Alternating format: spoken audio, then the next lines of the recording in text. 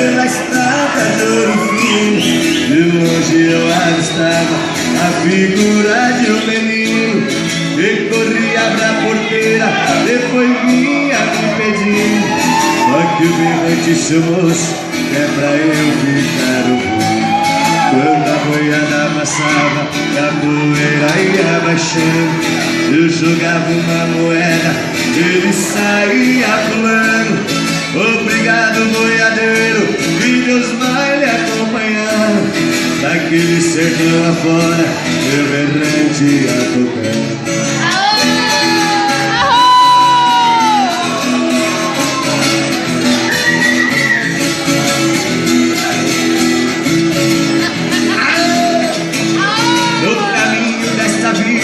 Muita espinha eu encontrei, mas me calou mais fundo do que isso que eu passei. Na minha viagem de volta, qualquer coisa eu cismei. Vendo a porteira fechada, o menino eu não avistei. Abri no meu cavalo, no ranchinho beira-chão, vi uma mulher chorando, e saber qual é a razão. Boiadeiro veio tarde, veja a cruz no estradão. Quem matou meu filhinho foi o boi sem coração. Deixa eu ouvir, ó.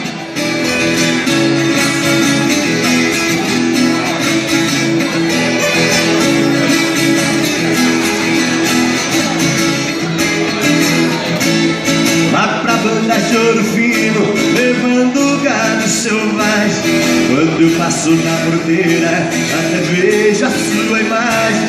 O seu rangido tão triste, mas parece uma mensagem. Aquele rosto trigueiro, desejando-lhe uma viagem. A cruzinha do estradão, do pensamento não sai. Eu já fiz um juramento que não esqueço jamais. Nem que o meu gado estoure, eu preciso ir atrás. Este pedaço de chão, berrante eu não toco.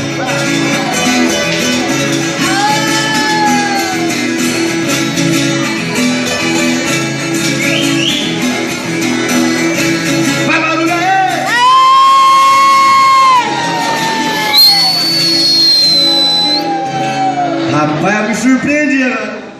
Ela ficou bom. É o seguinte.